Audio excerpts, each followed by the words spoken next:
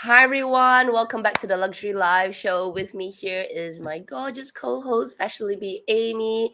As usual, if you're new to this Luxury Live Show, we do this every week on my channel and alternatively on Amy's channel. So you will have to subscribe to both of us and join us every single weekend. We also have members special live, which is extra sessions.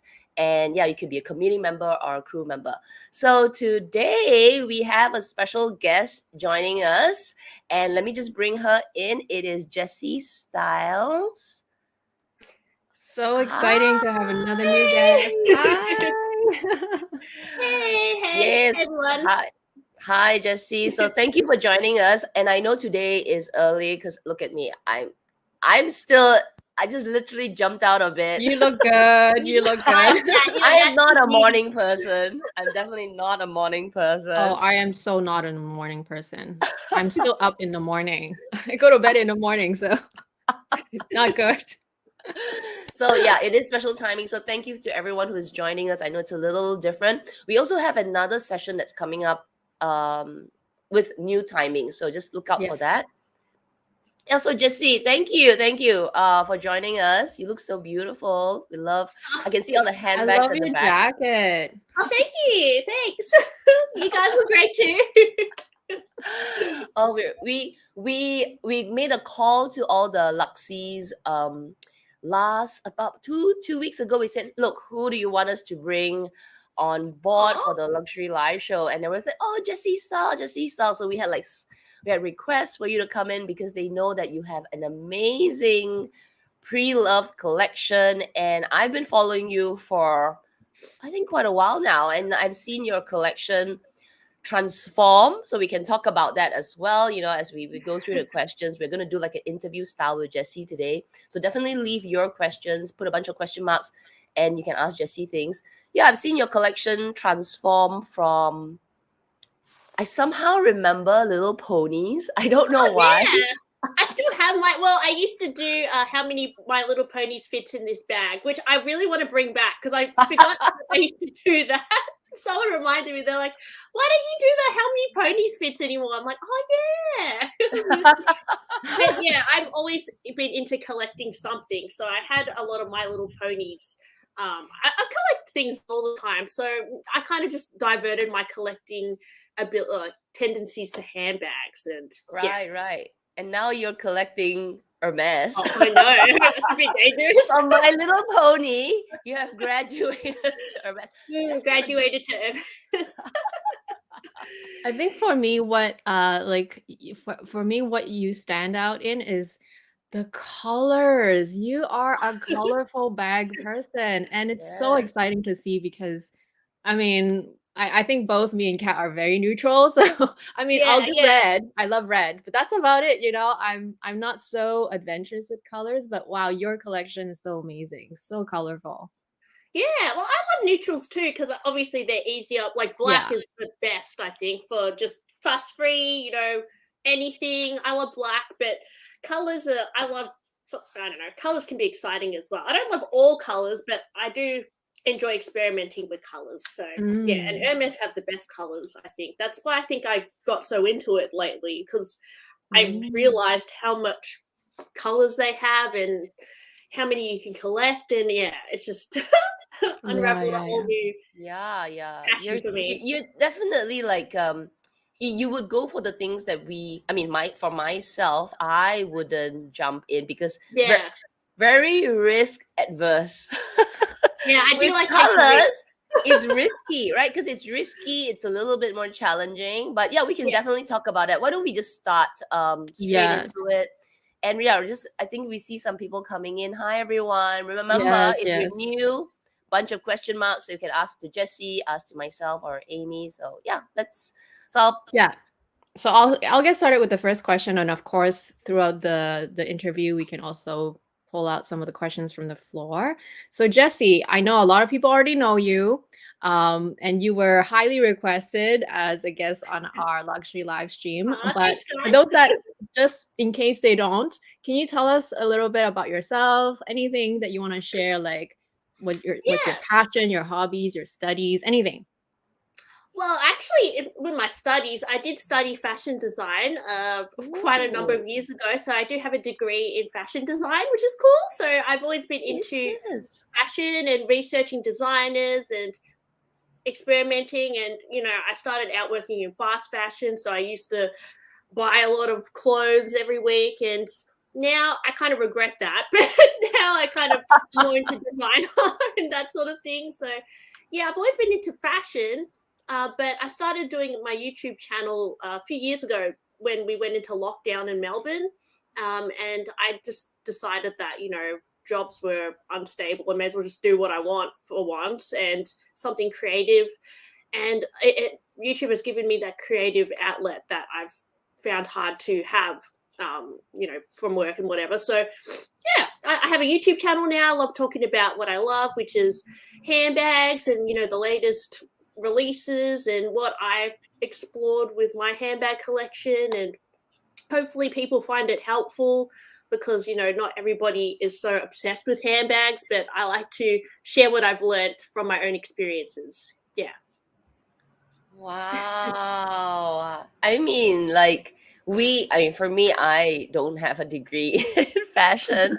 So to have someone who is actually, you're really, really in this space, right? Because we'll talk about it, and you're even like your past experience, you are also in this space. So you're really immersed in the handbag fashion world, which is Yes. wow. I definitely can relate in terms of just buying too many fast fashion, but I think we all start there. You have to, like, especially when you're young, you have no money. Like, what can you do, right?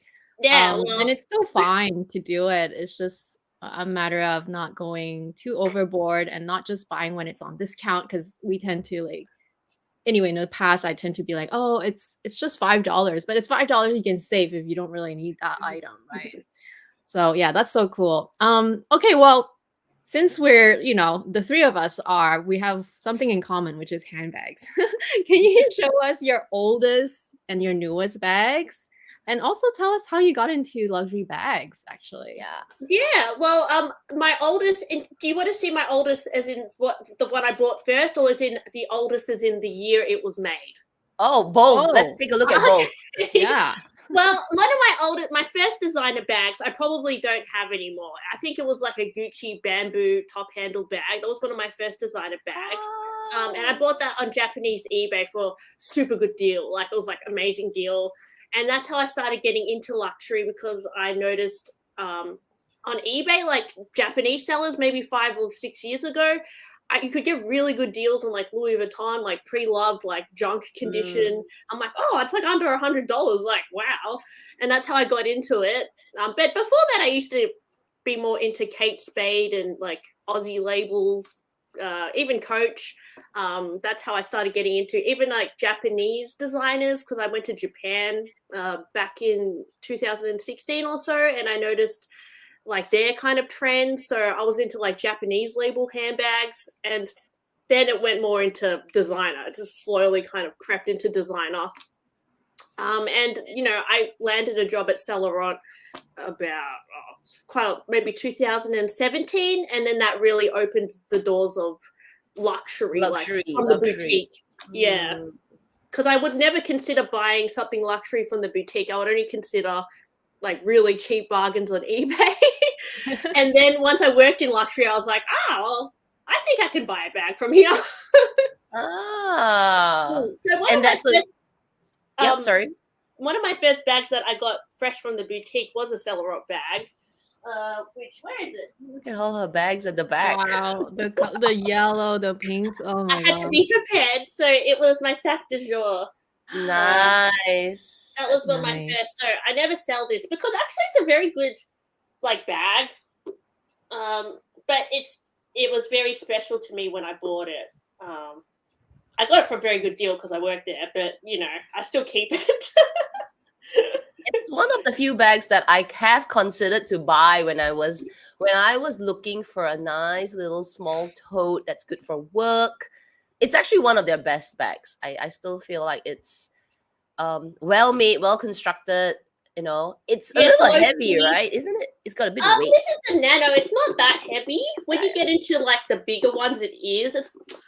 I don't know, because I liked, like, I saw someone wearing this. I didn't really know much about the Birkin or the Kelly back then, but I remember seeing this and thinking that is like so fancy. Like, I didn't realize it was kind of Birkin-esque when I saw it. Yeah. I was always attracted to this design, and actually, I used to have a Coach bag that looked very similar to like a Birkin as well. I forgot what it's called, like Swagger. I don't know what it's called, but that also had a similar design to this. And I've always been attracted to that small little black top handle bag shape. Yeah. But yeah. I'm gonna pull a comment out very quickly. Katie is saying, always drooling over Jessie's Hermes bags in the background. Yes, when you watch her video. So if you're not subscribed to Jessie, go and subscribe. She has this amazing collection of bags at the back. They are still at the back right now. So that's your oldest. That's your first your newest, luxury right? handbag. Yeah, well, in terms of my oldest, in terms of age, it would probably be, I'll just grab it.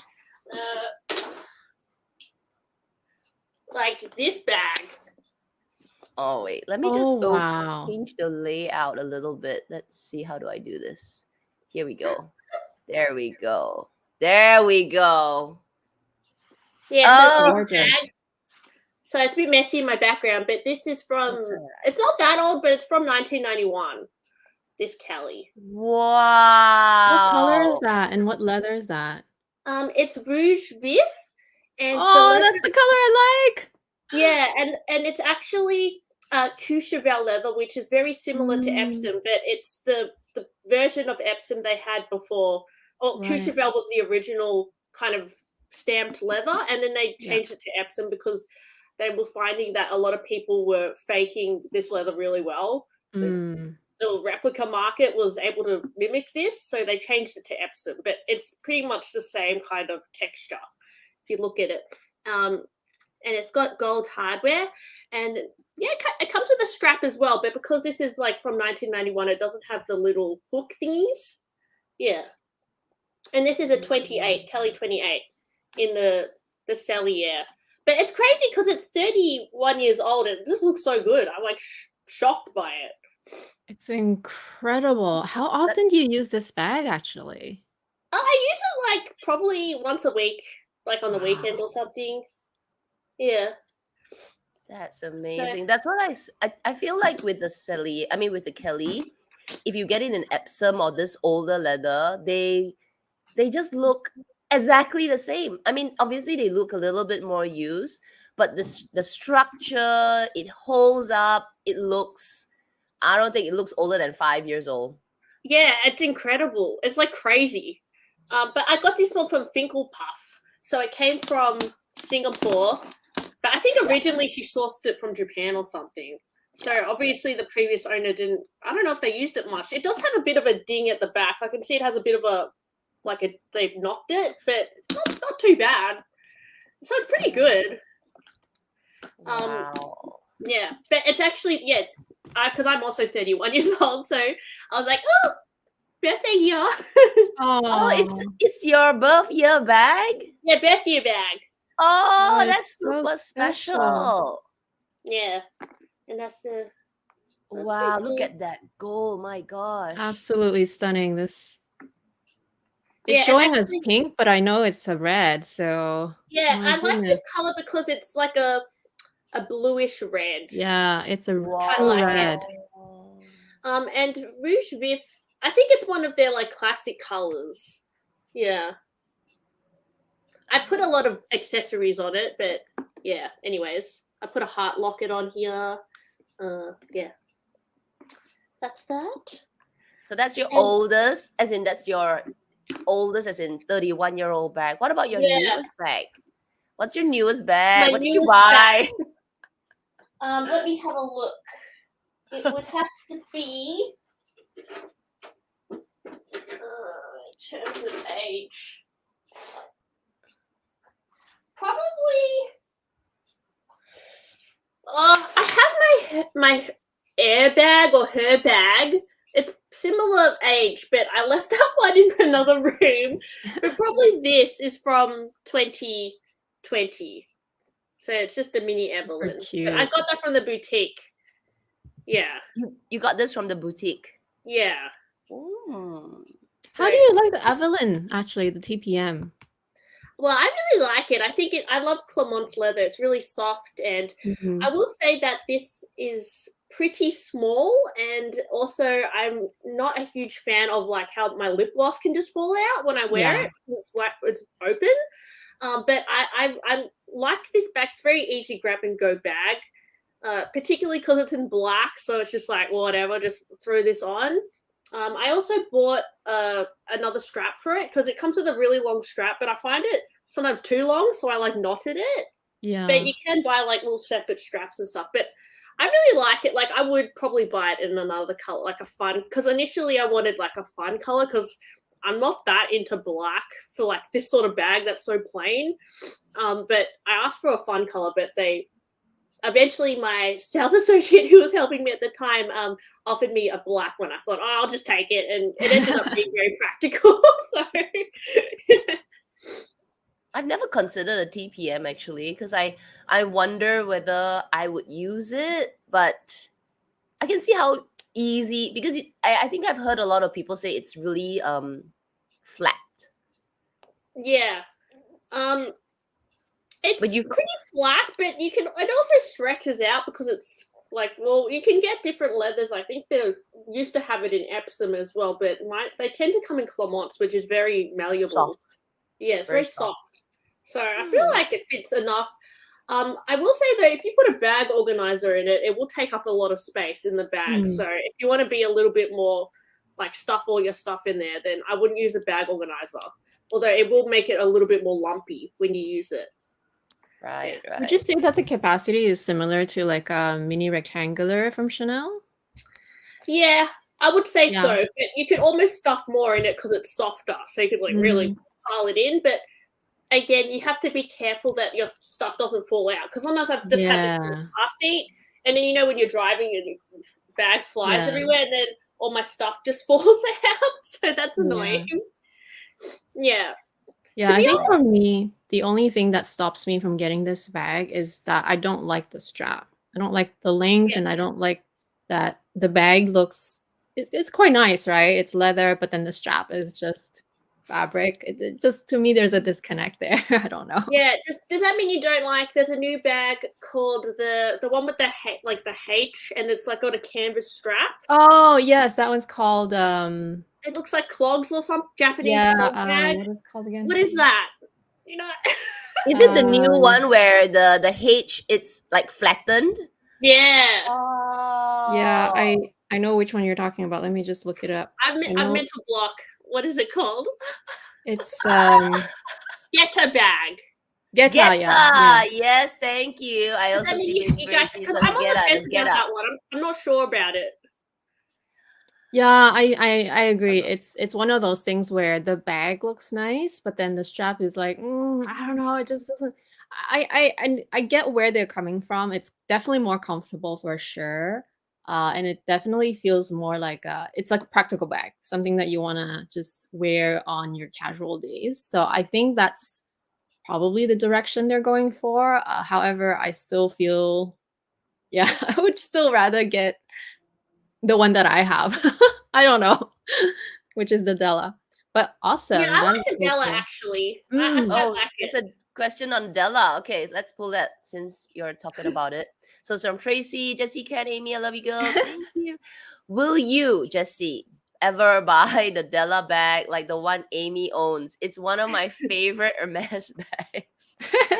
It's really, really easy to use. I would buy. I like the I like how it kind of looks like a butt. I think it's funny. It's cute, right? I think it's really nice. Actually, well, I have a mini Ruly bag, which is kind of like I didn't know you have a Ruly. Yeah, this is a newer bag. Well, actually, this is the most recent bag I purchased, but I bought this secondhand. And this is in the blue Nui color, blue Blue Nui, beautiful. Yeah. Blue night night sky or something. Night. Yeah. Night. And I really like this bag. I got it for a pretty good deal from an Aussie consignment store. But this is from 2017, this bag. It was purchased, and I like it because it's similar to a Constance, but not as branded. And so I really like this bag as like a casual. So I think I would wear the Della similarly. Yeah. So I would get the Della in maybe like I like your color, Amy, like the tan, kind of brown Gold. neutral tone. Yeah, the gold color. Yeah. I think black might be a bit boring because I already have this. It's kind of similar. Yeah. But maybe I'd get a cool color. I love Mauve Sylvester, but I don't know if it comes in that. So yeah. Mauve Sylvester. Have I seen it? No, I haven't. I think I've seen dark gray. I've That's seen nice. red. Yeah, I've I like red. seen black. It apparently that also exists. Ooh. So yeah, the most colorful color is red that I've seen in that bag on YouTube. Because actually the Getter bag I saw in Mauve Sylvester, and I liked it in that because it was a really pretty color. But I think it's kind of weird in the basic like black. Like it's kind of like a bit manly looking. Yeah. But yeah, I like the Della. I think it's nice. It's intriguing to me. I think it looks very. It actually fits a lot. It fits. Yeah. I think it will fit more than your hoodie. Yeah, this one it fits like similar to maybe a mini rectangle or something. I'd say. Okay. Yeah. Because so this bag that you just bought, you haven't unboxed it on your channel, isn't it? I did, but I kind of did it very sneakily. I didn't really make a big deal. But the thing is, it has like a compartment in the middle, which kind of, I don't know if you can see that, but it kind of takes up some space because there's like a divider in the middle. Right. And yeah, you can see on the side, like, yes. Yeah, it's like that. But I like it because you can actually wear it crossbody, or you can slip it through the ring and wear it as a shoulder bag as well. Yes. Yeah. So I really like this bag. I think it's really pretty. This is in Evercolor leather. Wow. Oh, beautiful. Yes. Yeah, and it's like a light gold hardware. Yeah, the hardware on this light blue color is just stunning. Yeah. It's very low key, but I think it's very nice. So yeah, I have that. But yeah. That's what I like about the Della, because there was a question earlier. I think for me, it's just because I have the Birkin now, so yes, I wore it once and I just felt like I was getting stared so much, and I don't know if they're staring at my dress or at my bag. It could be a combination of both. But when I wear the Della, nobody cares. So I kind of like that. I didn't want the attention so much. Like I want to look nice for myself, but like I don't want everyone to like keep staring at me, right? So I didn't know what it was. I'll have to like try to maybe wear something super casual and then wear my bag and see if I still get stared, because I feel like the Della is so under the radar. Nobody knows about it. Nobody even knows that it's an Hermes. So I feel so comfortable wearing it. Yeah, I know that feeling too, because you know that you're into designer bags and you appreciate the fine details and the quality and using it. So that's for me what I get out of handbags. I'm not wearing them to flex to everyone. In fact, when I wear a really nice bag like a Kelly or a Birkin, I like when I'm walking past people, I like hide it and I want people to see it, like kind of thing. But I enjoy it. So yeah. I don't know. I actually like I'm making this question up right now just because, or maybe you can tell us. I'll ask it later. It's actually I wanted to know how if you were to rank your Hermes bags, which are your like from favorite to least. But anyway, how did you get into Hermes? Now that you showed us a couple of your beautiful Hermes bags. Well, to be honest, I think I can't really pinpoint when I first like got into it. I think I noticed I was buying bags that look like Hermes bags, like top-handled bags. I was always into that style. And then I always wanted a silk scarf from Hermes because I remember reading that they're famous for their scarves. So that's when I first kind of found out about Hermes. But it kind of started when I was working with a friend who had a mini Kelly. She had a pink Picotin, which was one of my first Hermes bags. I'll show you guys. Just so much eye candy. Oh god. Yeah, oh my god, look at her collection. Yeah, this is one of my Cute. first bags. I bought this one secondhand, but she had this exact Picotin bag in Rose Extreme, and I had no idea it was an Hermes bag, but I just loved the color, and I could see the leather was really like luscious. And Yeah. when I saw her bag, I was like, "Oh, I love your bag! Like, what is that?" She's like, "Oh, it's an Hermes bag," and I'm like, "Oh." And I remember I was helping her sell some of because she had a giant collection. I was helping her sell some of her Chanel bags and Prada bags on my eBay because I used to sell my Top Shop and crap on my eBay. And she was starting to collect more and more Hermes bags, and she was offered things from the boutique. And I'd kind of like opened up my eyes. I was like, "Oh, what is it?" Like I kind of like got a little bit influenced by her.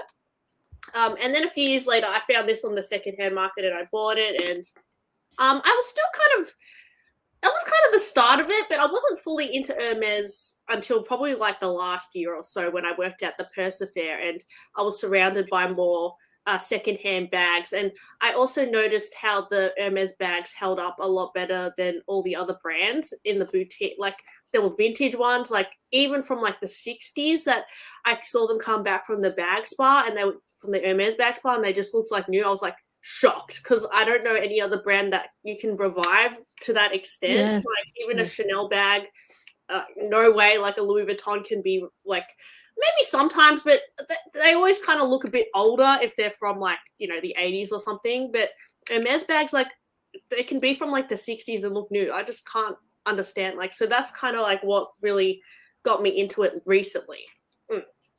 Wow. Yep. That is their tagline. I think what luxury that can be what luxury that can be repaired. I think they have a tagline that says something like that. Like one of the Yeah. videos that I watch, that it's Yeah. basically you can keep reviving it, and it will always look new. It'll last forever. So that's the price that we pay, right? Yeah, it is. Well, I think, yeah, as I said, once you see the difference between how different brands age, it kind of Yeah. makes you feel more assured that when you buy an Hermes bag, you can have it for a really long time, and you can wear it as well. Like you can wear this, and then take it to the spa, and they can revive it. Not on everything, but to an extent. Like whereas if I maybe wear my new Chanel Mini, like if I buy one from the boutique and I wear it down, you No, can it's revive dead. it to an extent, but Chanel themselves will not really like, you know, re-dye the thing. Like it's going to look different. Like it's never Yeah. going to be as good, and it's harder to restore. So I just found that Hermes bags seem to be easier to restore. Yep. Mm. Yep. Yeah, and Chanel just doesn't have that service, right? They probably Yeah. it would probably be such a headache for them to do that just because they have so many seasonal colors and different bags. I just feel like it would be such a nightmare for them to do that. Whereas Hermes has more of a like they have many bags, yes, but just not that many actually. If you really like, if all the popular ones, the classics that everyone own or love, they're always the same ones basically, right? Yeah. It's true. Yeah. Actually, that's a good point, Amy, because they have so much seasonal in Chanel Yeah. that if you were to have a workshop that needs to restore their bags, it's quite impossible because there's just so much of it. So maybe if they were to have that kind of similar restoration workshop, it will only focus on, say, a few bags. And that's exactly what Hermes does. They only focus on a few bags. But I do think that you could probably bring back some of like the older, maybe discontinued bags. I don't know what is discontinued from Hermes. Maybe like the toolbox, even though they don't sell it anymore, it is kind of like discontinued. Yeah, I think it is. But yeah, but I feel like they could restore it as well because they use the same leather. Yeah, I think so. I think they have. Oh, I heard that I don't know if this is true, but I heard that they have an archive of like all the different colors they've done and different hardware, and so they can restore most things. I think.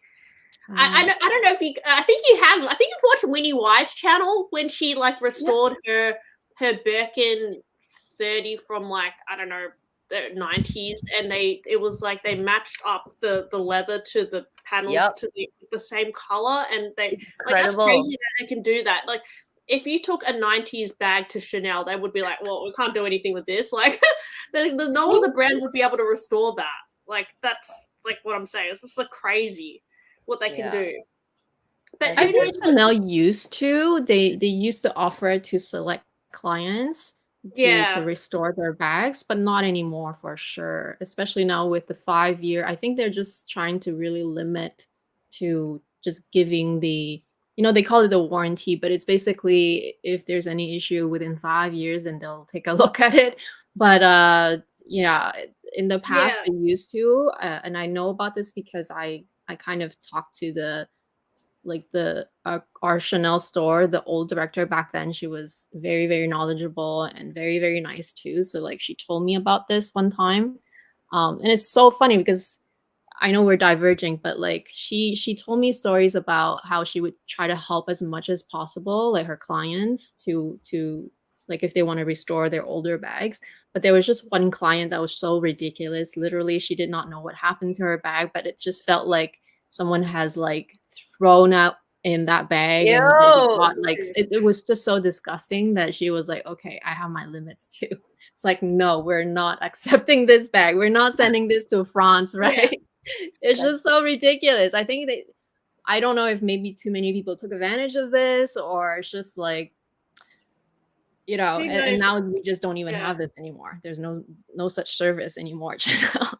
Well, yeah, who knows if Hermes can continue to do that as well? Because I'm sure Exactly, they have yeah. like a backup of repairs as well. If everyone is like, as time goes by, more and more bags get creative. So what, are they going to keep repairing every single bag ever? Like, it must reach a point where they get overlogged as well. So I think Chanel has probably reached that point. Like, there's Chanel too has many bags. definitely closed the door on that. Yeah. Maybe Hermes will still do it, maybe on a like client case by case basis. But I think they don't accept every bag as well. Yeah, they Yeah. don't. So I suspect that, let's say if you were to bring back a bag that's totally beaten up, okay, totally beaten up, maybe they won't say no in a bad way, but they would give you a price, a quotation that is so astronomical to repair that you might Yeah. actually say, no, not worth repairing. Yeah. It could Yeah. be. Because I think so. they take your bag back for quotation. So whatever the store quotes to you to say, oh, this repair will cost you, I don't know, $5,000-$6,000. But when it reaches France may say, no, this is like a full bag repair. This is like a new bag. And you may just say, nah, I don't think it's worth it. I'll just buy a new bag. But if they say it's worth it, then they'll do it. I mean, paying an old bag price for a new repair. Yeah, So- and as I have never actually gone to Hermes and asked them to repair my bag, so I can't speak from experience either. I've just what I've seen from other people's bags and like I guess YouTube.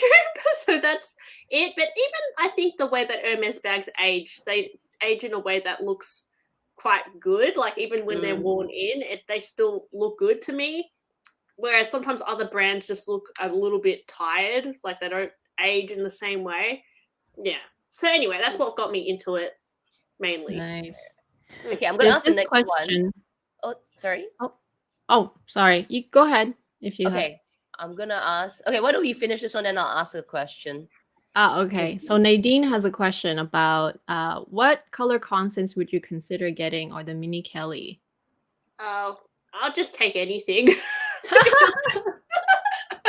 But if you can choose, right? It's a question of what color would you not take?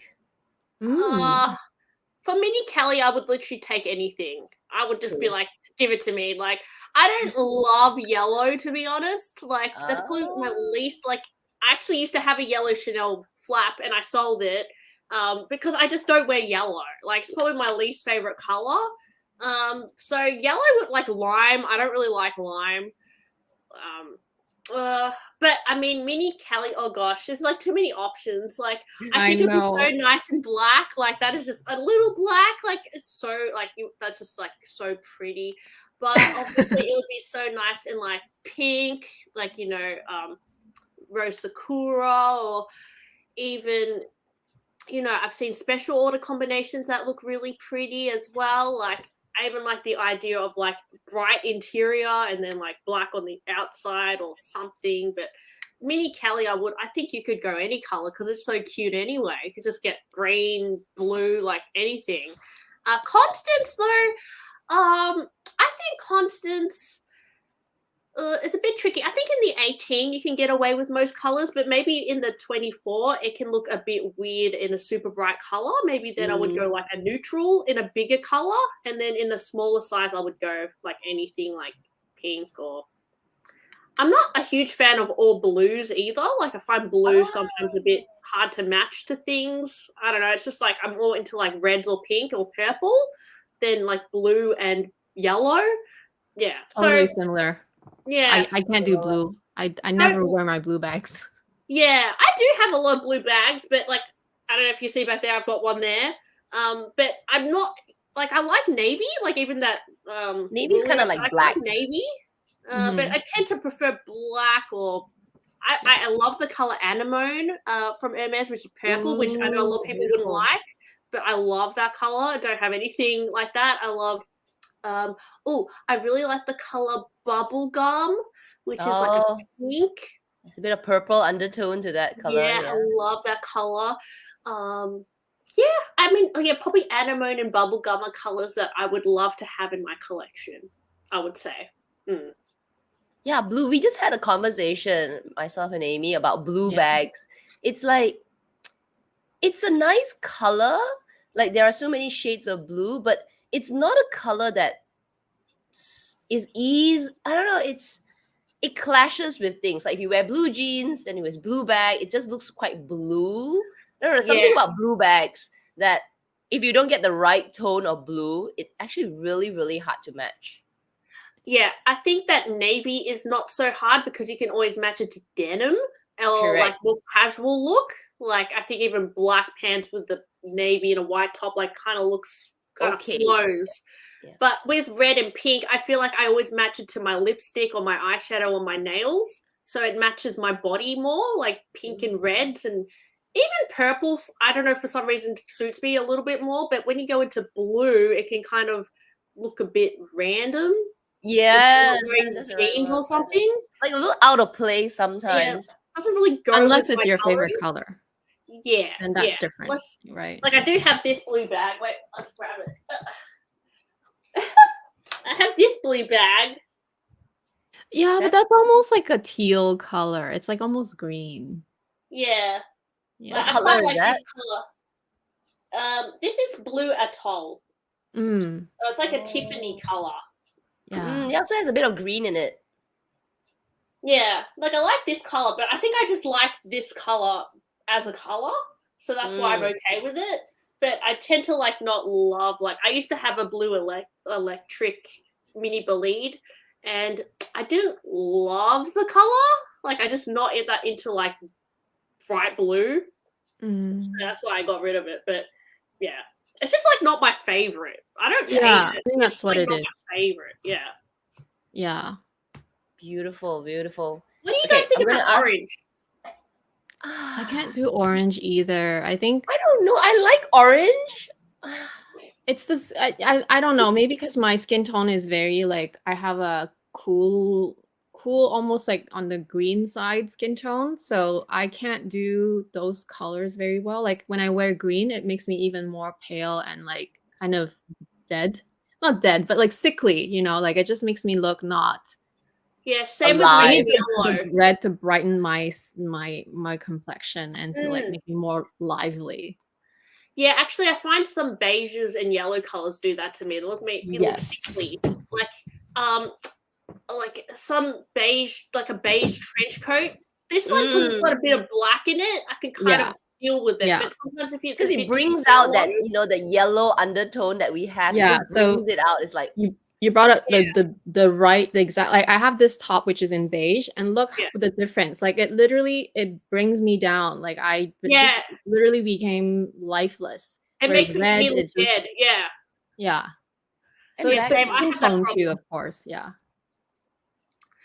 Yeah, Fine. actually, even with some bags, I'm not always into beige because I just don't love the beige color. Like, I think beige Claire from Chanel, I don't think that suits me.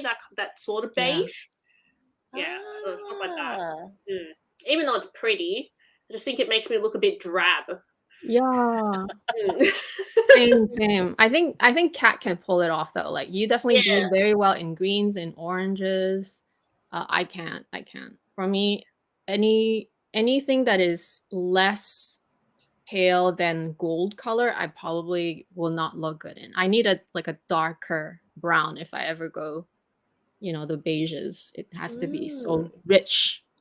Otherwise, it just makes me look Yeah. lifeless. Yeah, sometimes you can make it work if you wear the right makeup or the right something else That's true. to contradict it. Like you kind of distract, but yeah, it's just like not my favorite. You have to like deal with it in some way to make it look good. So much work for a bag. Yeah. Okay, I'm gonna ask the next question. So, what are you eyeing right now? Bags, it could be shoes. Always. Always. Or like right now. Like what's your next purchase? Like immediately, like I don't know when, next tomorrow. Oh, well, actually, guys, I think you're going to hate this bag, but I've been looking at pre-loved websites and I found a Jessiestyle bag for a really good deal. And I'm just like not sure about the Jessiestyle because I heard that's so annoying to use and it's like kind of a weird looking bag, but I found one in like a bright fluorescent like green color on a secondhand website. And I think the color is so cool. It's like so random because I'm not that into like yellow, but it's like a yellow green, but it's like super vivid. And because it's Hermes, it's super saturated. So it's kind of like similar saturation to this. So I'm digging it, but it's a Jessiestyle. And I'm just like, oh, do I even want that bag? But that's what I'm eyeing, to be honest. But I don't know if I'm going to buy that. It's kind of random. Maybe try it on first if you see it at a consignment store. Yeah, I think I have tried it on before, but sometimes you don't know if you're gonna love a bag until you like use it. True. Like, oh, am I gonna find this too annoying to open and close? Or like, is this color even gonna match anything because it's bright green? But I asked a few of my friends if I should buy it, and some of them were like, well, that's so you, so bright. And then other people were just like, what are you gonna match that with? Like, so sometimes you just love the color of a bag, but you're like, is this actually gonna work out? Yeah. That happens to me a lot. Okay, I'm gonna jump to another question because since we're talking about this, like I think since the start you've been talking about buying from eBay and buying, pre-loved and all.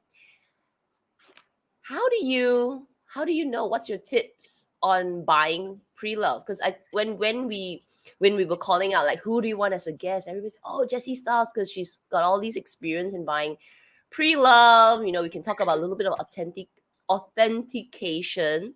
So how do you what are your tips? What are some of your say top 5 tips on buying pre-loved?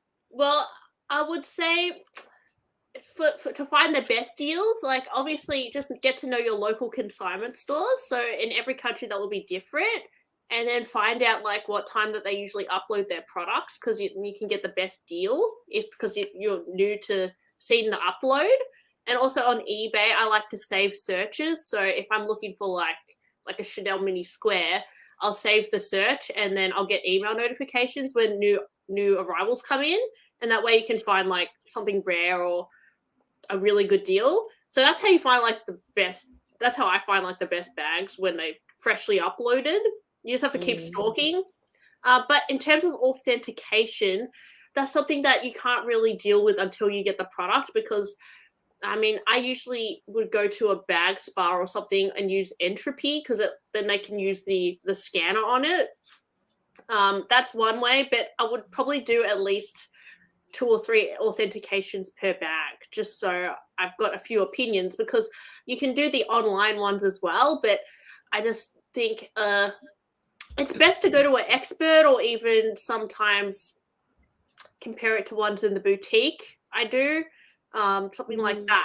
Obviously, you can buy from reputable sellers as well that guarantee authenticity, money back guarantee, but I would still do all your checks because they could do the Entropy, but yeah, sometimes they don't. Like, you never know. Sometimes these big companies don't do all the checks like, Vestiaire or something like that. So just make sure that even if you get it from a reputable bag spa or reseller, just authenticate your bag a few times just so you've got more peace of mind. But it is always risky buying secondhand. But the good thing about buying secondhand is you have access to so many more bags than in the boutique and better deals. So that's why I like it, and I get a thrill out of finding gems. So, but you can get stung as well. You can end up buying an inauthentic piece or get scammed on eBay, which I have a few times. Or Yeah, I have watched your scam video. Yeah, you got Yeah. scammed on eBay. Yeah, once actually I got double charged for a bag. Like on eBay, there was like a glitch, which was really like, getting charged like $2,000 twice is not fun when you didn't expect it or something. Like there's a lot of risk with buying pre-loved, and I think people can get a bit of a rush out of the risk as well. It's like addictive, like, oh my gosh, it's going to work out. So it can be a bit of a game buying pre-loved, and I get a bit of a thrill out of that, but you have to know what you're getting into as well. It's not going to be as easy as just walking into the boutique and buying a bag. I mean, then it's you're buying a real bag and it's got some sort of warranty perhaps, but yeah, I don't know. Do what you feel comfortable with, I would say. But there is a lot of, you can find a lot of good things on the pre-loved market. Yeah. What are some like red flags, like when you are like stalking eBay or all these sites? What are some like red flags you go like, no, not? Well, if I look at their other listings, and I can tell some of the other listings are not authentic bags. Like just from my experience looking at what bags should look like comparing the insides, and like if there's something that looks dodgy on their listings, then I just don't trust them at all. Even if the bag that I'm looking at looks fine, I'm not going to trust a seller that has other listings that look weird.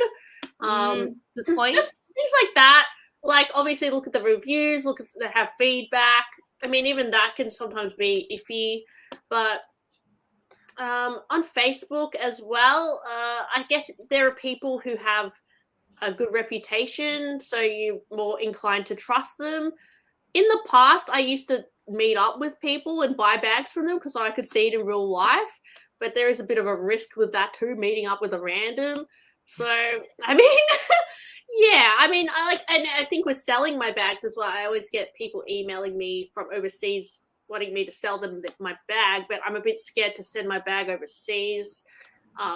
So, yeah, I mean, the whole thing is a bit stressful, to be honest, buying pre-loved, but I mean, the reward out of it is you can get some really good bags for good deals and something you can't buy from the store anymore. Yeah. You know, one tip that I can give is, because I almost got scammed selling my bags, and this was way before the pandemic, and it was a story about, I got an email from, actually twice. So one was an email from this random guy, like just say, oh, I'm from America, I like your bag. And I think I posted it on some Singapore, it's a website that they sell bags, a Bag Deluxe or some Deluxe Mall or something, where you can actually post your bags, and there are people who are actually looking. But at the same time, you do have scammers searching for people to buy their bags, right? So I was quite new to the selling, but I think I'm very risk adverse. So I got this email coming in, and the person was like, oh, I really like this bag. How much is it? Really simple question, right? And I just said, oh, I think it was like $2,000 or $3,000. And I said, oh, $2,003. And it came back and said, oh, okay, I would like to send it to my wife or my friend, or I can't recall exactly what, but in Malaysia. And at that time I was in Malaysia. So I was like, that was too easy. That was too easy. Like that, no negotiation, no question about, can you send me pictures? Can you, tell me more about that? So it was too easy that my antenna came up. I was like, wait a minute. No need. You know what I mean? Like you would expect a little bit of back and forth. Yeah. But they were just like, okay, yeah, I'll take it. Can you send it to this address? And then can I think they asked me for my details. Oh, they asked me for my PayPal email address. And I was like, oh, okay. So I gave it to them. And then the next email that came back was obviously a scam. What they said is that you need to send the bag first, and then Oh, PayPal will release the money. So, and this was, I think, maybe at the time there wasn't much information on this. Like people were not sharing this. So I was like, wait a minute, I have received PayPal money before. mm. Because that's not my first sale. And I was like, oh, is this new? Like, I've never had PayPal say that they will hold your money and the item they need to confirm first. So I actually sent that email to PayPal, and I said, there's this requirement. And PayPal said, no, don't send anything. It's a scam.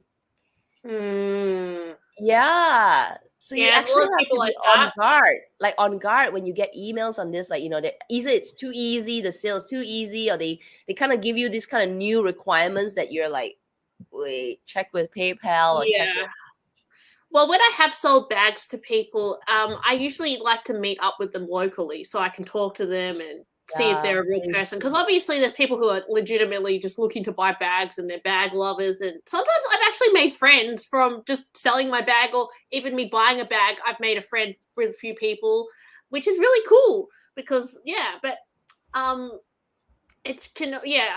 never actually sold a bag. I bought a bag from people overseas before, but I think I've sold smaller things and sent them overseas, like mini pochette, or definitely done that, or something under $1,000. But when it's like over 1,000, I get a bit scared, especially I because of haven't like done. taxes and stuff. I don't want them to be. I get it lost, and then you're just losing something for nothing. So It I get is scared very about. stressful. Yeah, I get scared about sending like a Chanel bag overseas if I don't know the person. Maybe if I know them, I would do it, like a friend. Like probably one of you guys, I would send it to if like it'd be all right. But like if it was someone I never knew, never talked to, then I'd be like, oh, I don't know if they're gonna scam me. Like I don't want to lose like $6,000 kind of thing, So Yeah. I would Okay. rather like give it to a consignment store who can deal with that. Yeah. Yeah.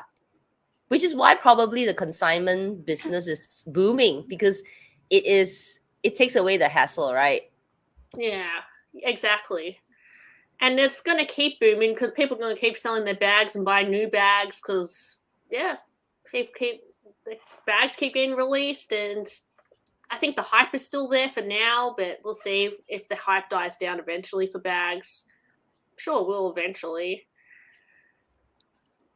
All right. So I'll having pass it said to all Amy. those things, Jessie, what is your biggest luxury regret? Oh, well, I have sold a lot of bags, but there was probably, like, I kind of regret selling my green Kelly. I used to have a green Kelly with a blue handle. That was You my had a first green Kelly that I Kelly? bought. Like, it was like Interesting. a Kelly 28 in malachite. That was my first Kelly bag I bought. And I bought that second hand as well. And I ended up selling it like for the same price so I didn't really lose any money from selling it, but it was a pretty cool bag. I kind of regret selling that, but at the same time it was really expensive. So I mean, I still have some really nice bags. And I used to have a Chanel mini square in the 18S iridescent beige. And I ended up selling that because I'm not that into beige, but when I sold it, I pretty much just sold it for like what I paid for it. And now I've seen that same bag selling for like $15,000 or some crap. Whoa. Yeah. Because it's from the 18S collection, which is like the unicorn collection. So I regret selling that just because could have made more money. Yeah, that's about it. I mean, I don't super have many regrets because everything that I've done, I've learned from. Like, I could say I regret buying so many Louis Vuitton bags and then selling them, and I bought so many Chanel bags and sold them. But from everything I've kind of bought and sold, I got to experience them for a short amount of time and share them on my channel sometimes, or even just, I like being able to experience things, and then, have my collection evolve over time. I mean, if I could start over again, I think like maybe I would just go right into Hermes bags, because like they were cheaper 6 years ago probably as well. Yep. And that would have been cool, because maybe my collection would be even bigger if I started earlier. But at the same time, I don't think I would have appreciated it as much, because I didn't explore the other bags that I have. And it was fun to explore. I mean, there are brands that I haven't explored yet, like Dior and Fendi, even like, I don't know, Goyard. Like there's bags that I've never explored, and I don't know if I ever will explore those brands. So there's always things to learn with bags. Yeah. So interesting. I actually, I totally agree with what you said about exploring it, right? Because you know, if you never tried it, then you can't really knock it. Yeah. I'm gonna pull a quest. I think I saw a question here. Okay, here we go from Katie. Oh, there's another one.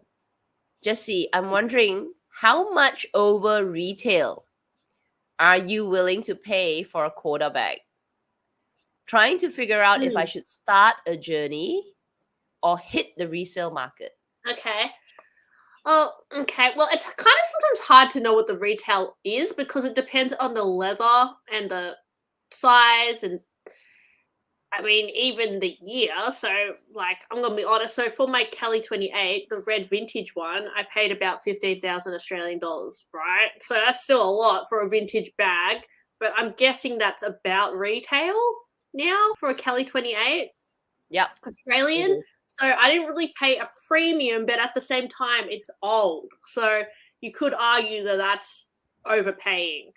So it's hard to know what things are worth anymore. But at the same time, as I said with that Chanel mini square, that retailed for 4,000. It's now reselling for 15, and people will pay that. So it's all a matter of like, what are things worth anymore? We don't really know. So if it's worth like, okay, so for Kelly 25, a Birkin 25, let's say, it's something that I would love. I've seen them selling for $25,000-$30,000. What's the retail like? I don't know, 15,000 maybe, around that price. So that's 10,000 over retail. I don't know, guys, if I would pay 10,000 over retail for a bag. I feel like probably max I would pay 5,000 over retail for a bag if it was like a unicorn. But I don't know. 50%. Maybe in a few years I would be willing to pay double premium for a bag. I don't know if I'm that. If I say I haven't bought a bag for 3 years, I'm like, you know what? I'm gonna buy my Kelly or Birkin 25. I'm gonna pay double retail because I want that bag. Then maybe I'll do it. But at this, like right now, I wouldn't do it because I just think that's a lot of money. So I would prefer to pay retail. So all my bags, like my vintage ones or my Hermes bags, they've all been around retail, to be honest. But they are the thing is that they're older, so that's how I could buy it for that price. But even my Birkin 30, in the rose, what is it? Rose poop ray color. I paid about color. retail for that, so I think I was pretty good. I am pretty good at finding deals, so I would prefer to buy something for a deal. But obviously, if it's a dream bag, sometimes you have to pay double retail or triple, especially if it's like a mini Kelly or something. So at this point in my life, I wouldn't do that. But maybe later on, I would, because I would just want it that much. So I don't know. Interesting insight. Amy, maybe you want to share? Yeah, I think there's definitely a different school of thoughts on that. Like, I totally agree with what Jessie just said. And it's your own personal comfort level. And as long as you're okay with getting an older bag, it's older. So obviously, when it was sold at that time, it wasn't that expensive, but you're paying a fair value to get it, which is fair, and you're happy about it. But I guess if you're not into old bags, that is the challenge, right? Because if you want a brand new bag in the resale, they're gonna sell it to you at a premium. Why? Because the person who acquired that bag had to do the pre-spend. And I know there are stories online that says, oh, I just walked in and they gave me a bag. That can happen, but look at me, it didn't happen to me. I've had to do the real pre-spend to get here. And that is basically the price they're charging you. They're charging you the price of the current retail plus the premium that it took to get there, because otherwise those people that are, maybe they got the offer, but I don't know why there are so many new resale bags. I'm not sure why. Maybe because some people are in their journey where they just have all of them already and they're just continuing to buy things because they love the brand, and then they of course get the offers. But of course, to get there, they still have to do their journey. So maybe that's one reason. But yeah, I think that is a challenge. And I know for a fact my friends who are in Canada, there are some that just are not willing to do the journey at all. They're not Yeah. willing to wait 18, 24 months for one bag, and you don't even know which bag you're getting offered. And they don't care about acquiring the ready to wear, the jewelry, the watches, the plates, the furniture. They don't care about that thing. But then they are paying the premium. They really are. Like, we're talking about buying a mini Kelly for 35,000 Canadian, or Yeah.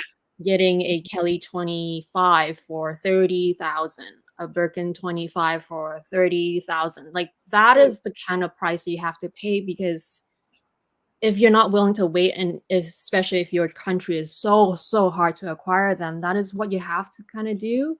So it's very, like, it's a different school of thoughts, right? Unless you're willing to go pre-loved, you can find a good deal in good condition if you know how to look, like Jessie. And if those are even available, like in Canada, we don't have many consignment stores. Yeah. And if we have any Hermes consigned, it's usually quite old, really large sizes, not the colors that you want. So it's kind of very slim picking. And so we go and we look at overseas resellers, and they will charge you that premium because they know you can not get it here, and they know that they can sell it at that.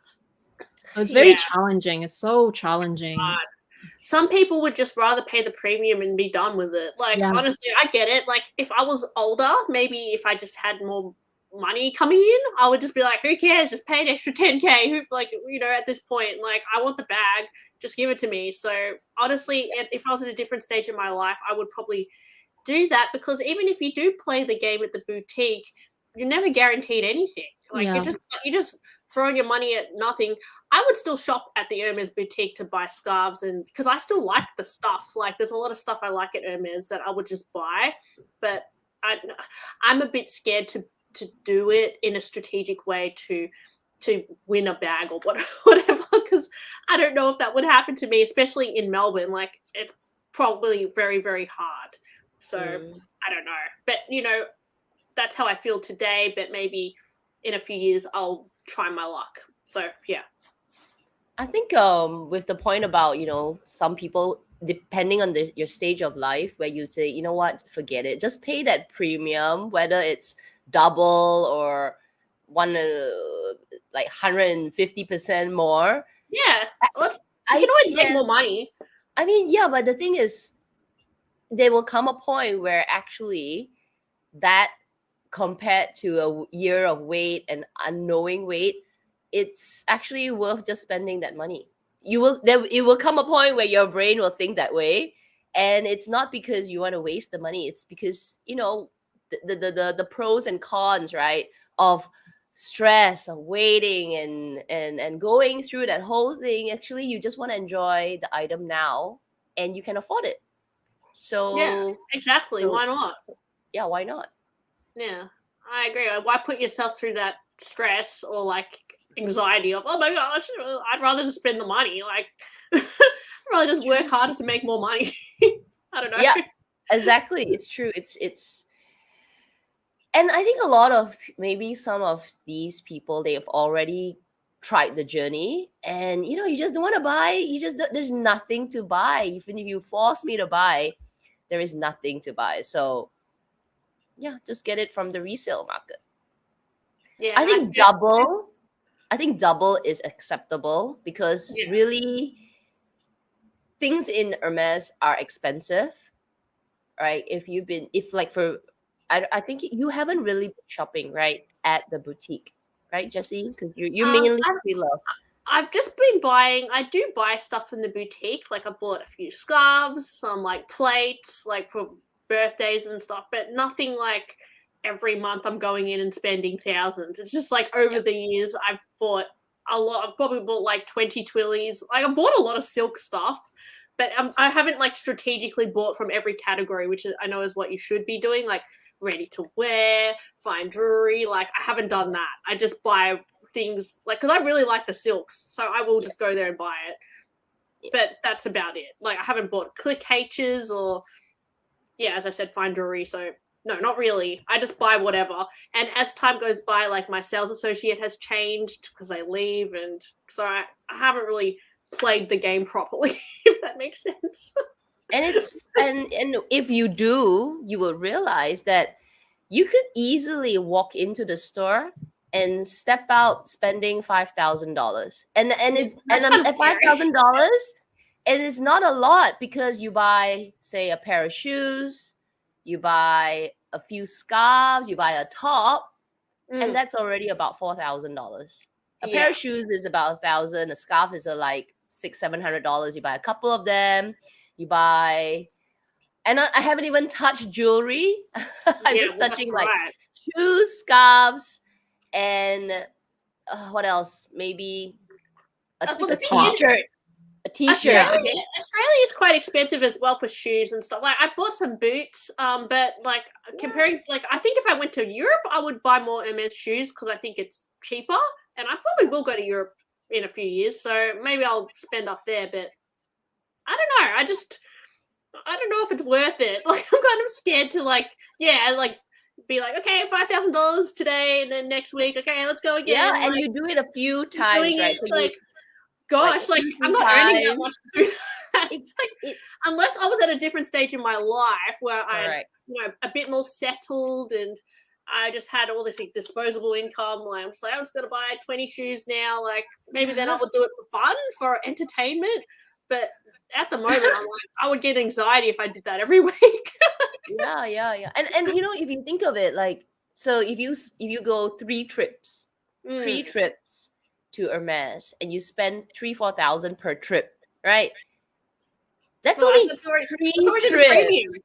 It's already the premium. So there is that school of thought where you just pay double, and if that's it. Like in your head, I'm willing to pay up to double because that's equivalent to 3 to 4 trips at Hermes. And if you know your store in 3 or 4 trips will not get you a bag, then that's how you would say, you know what? I'll just pay it to somebody and get the item straight away right now because that's actually all I want. Yeah, exactly. And fuss free. And if you still want to buy the shoes and stuff, just buy the shoes. Like it doesn't really matter. Like there's so many other things you can buy from other designers as well. Like I don't know. Like as I said, there's a lot of stuff I want to buy from the store, but I don't know if I do it in a strategic way so I can get a bag because there's no guarantee. And people leave all the time, and you're just one of a million people who want to score a bag. So maybe, I don't know, because I noticed a lot of influencers are scoring bags easier.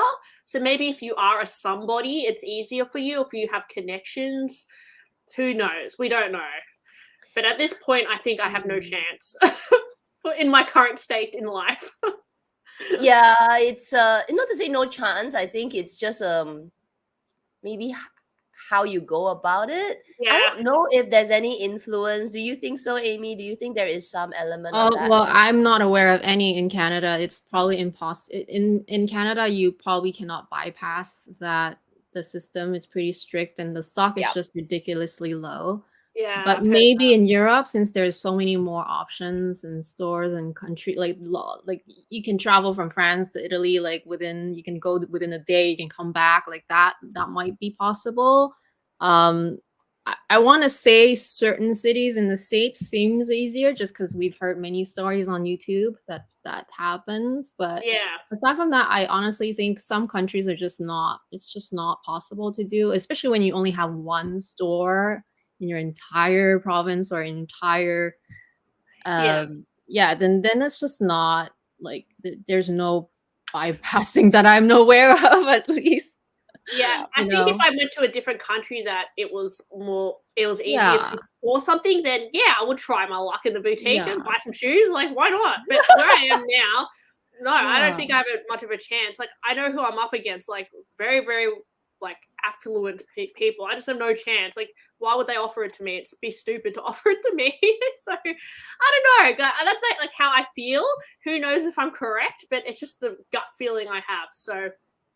I would rather pay a little premium for a bag than try my luck. And also I'm okay to buy a funky color or something older. Right. So that's why it's easier for me to do that.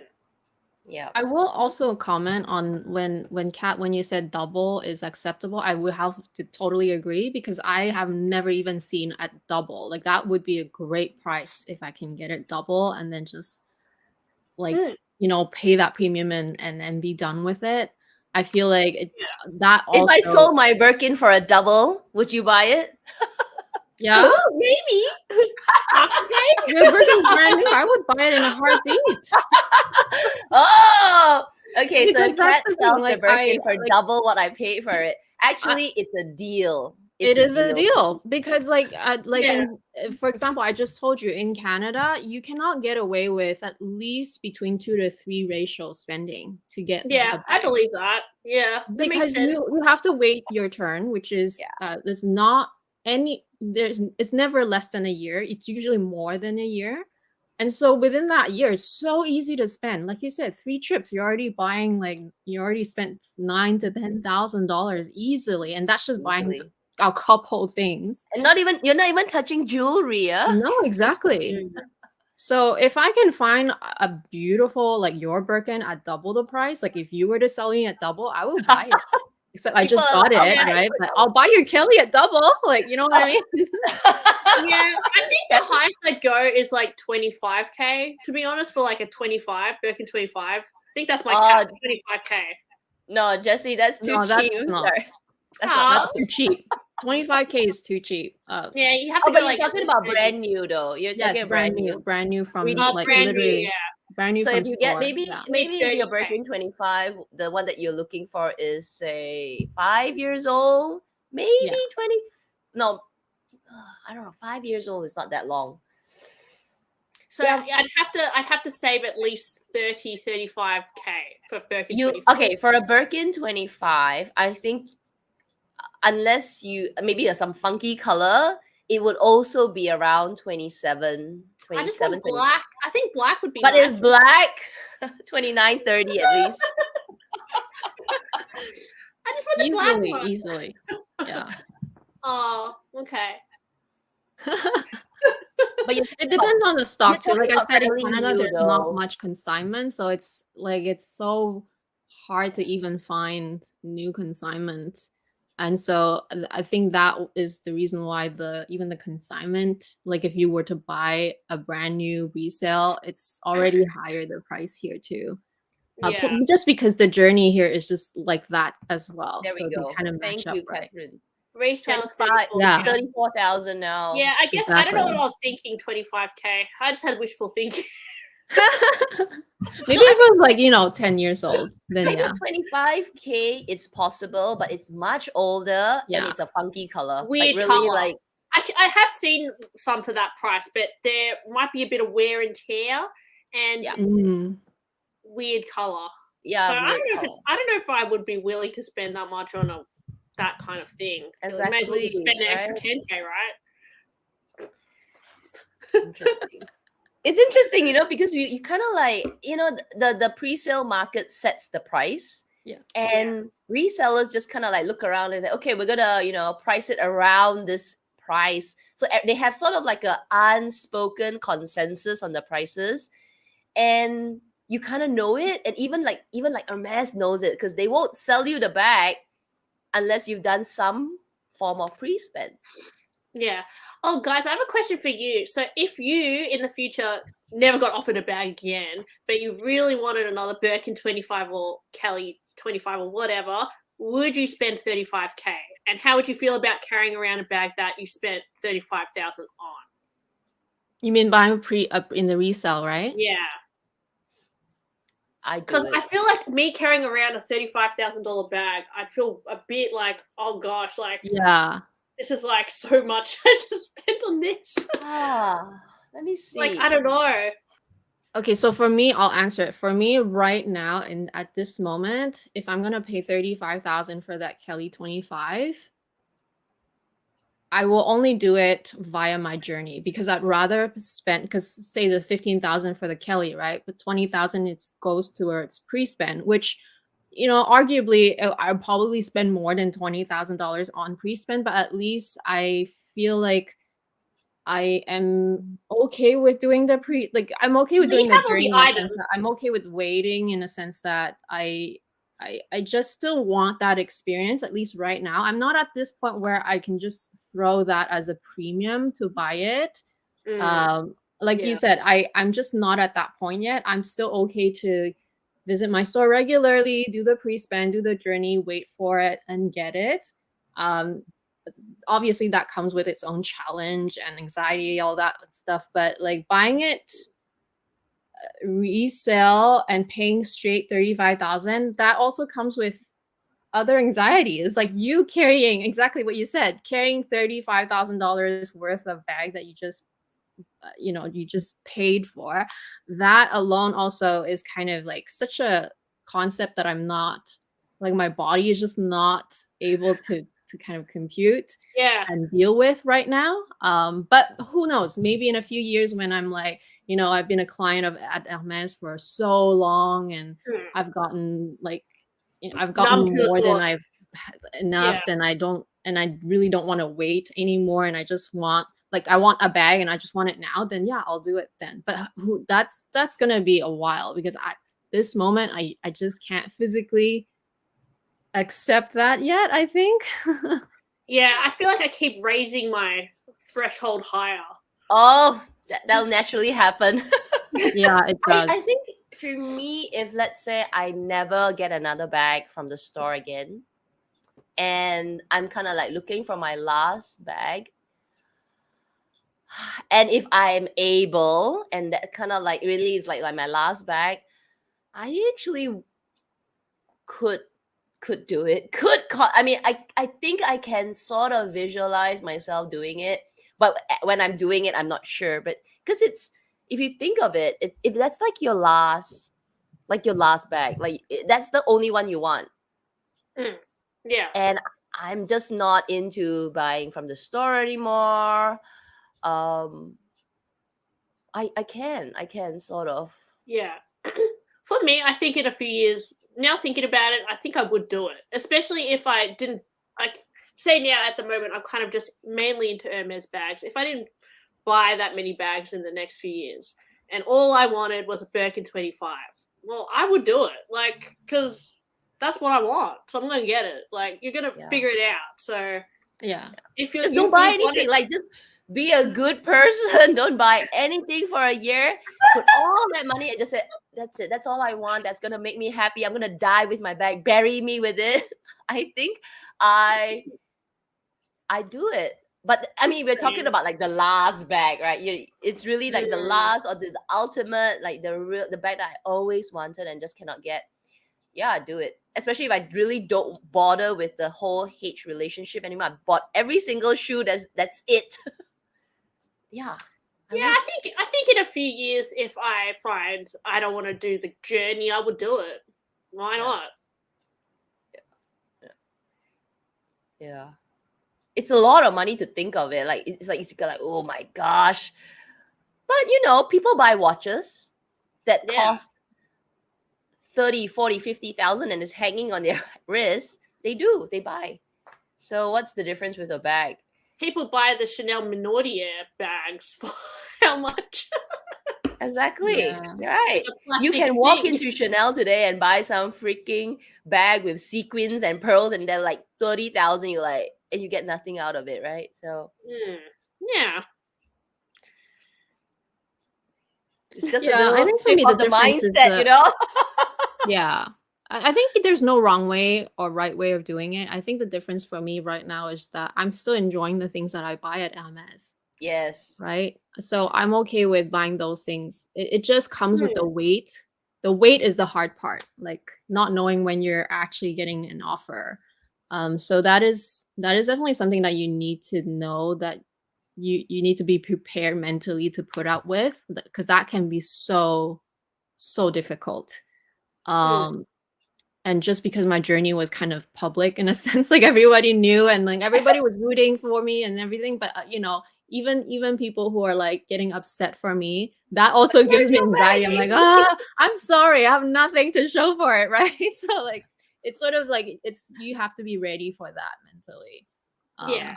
So yeah, it's not that there's right or wrong way of doing it. I think people who want to just pay the 35,000 straight away and get it, that's perfectly fine too. But for me, I am still enjoying all the things I buy, right? So I'm okay with doing it.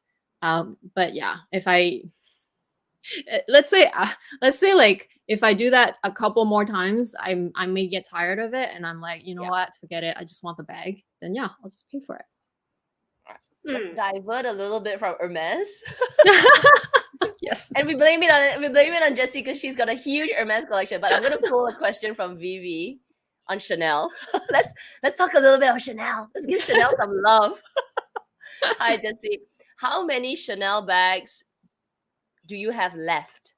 And how did you decide in selling your Chanel bags? Well, I'm going to be honest, guys. Like, I get obsessed with things, and because I was obsessed with Hermes bags, I just thought, oh, 2 Chanel bags equals 1 Hermes bag, so I'm going to do it.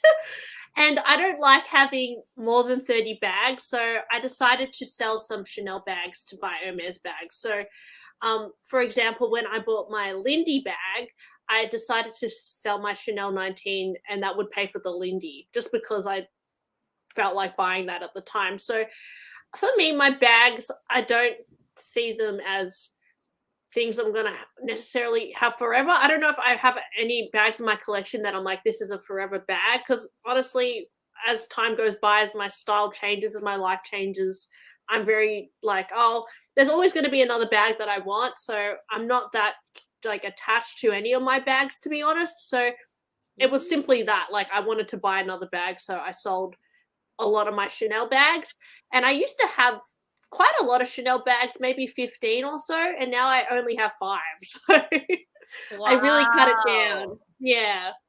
I mainly just sold the ones that I weren't wearing, that were kind of, you know, more ornamental or a little bit more delicate, and I bought bags that I thought I would wear more daily. So my Lindy bag I'm wearing quite a lot. I find it quite practical. It fits more than like a classic flap, and I think it's funkier, and like something like this as well, like it's kind of more practical, so that's why I bought it. So I just found that like at this point I just was enjoying the Hermes bags more, so I thought, why not just sell the Chanel bags? I mean, the resale was really high, so yeah. And some people like kind of said I'm stupid for doing that because Chanel bags are going to keep going up in value and all this, but I'm like, well, oh well, I'll regret that later. But I'm really happy with all the bags I have now anyway. So yeah. Yeah, I don't agree with that last, like the comment that was made towards that. I think in the end it's like what you're enjoying now, what's serving your purpose now, right? So like if the Chanel bags were no longer serving a purpose, except the purpose of they still have really good resale value, then that is amazing that you sold it then, because now you can enjoy what you're using more now, which yeah, that totally makes sense. I would totally do the same thing, hands down. Yeah, so when Jessie sells your mini reissue in green, I'll be first in line. Okay. Okay, let's go for this one. Diana. Hi, Jessie. If you could only keep 3 bags in your collection, Hard. which are the bags? Oh my gosh. How many do you have now? Anyway, how many bags do you have now? Probably about 17 to 20, I think. Yeah. That's good. I know I have 10 Hermes bags, 5 Chanel bags. I've got my Sac de Jour, my Loewe. can't remember what else. I think that's about it, to be honest. Wow, you really like trimmed your collection down. I used to have like maybe 15 or so Louis Vuitton bags, but I sold all my Louis Vuitton bags. I really just like buy what I sell. Like when I'm over it, I sell it, and then I just move on to the next thing. Like I'm very ruthless, to be honest.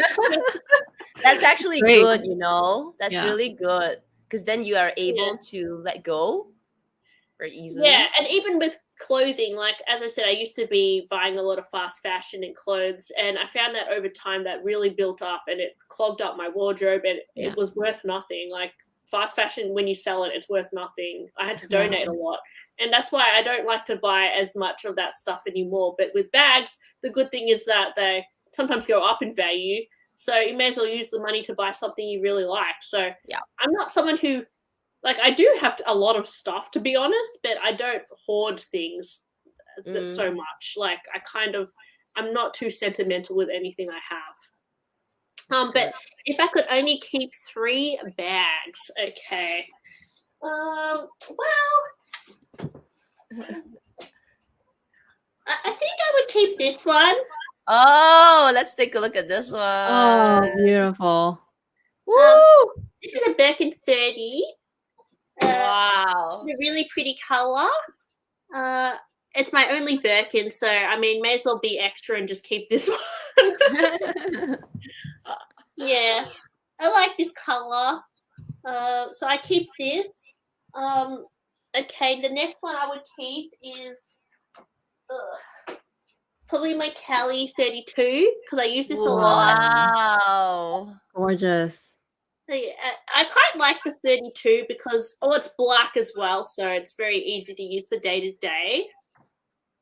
Is that box leather?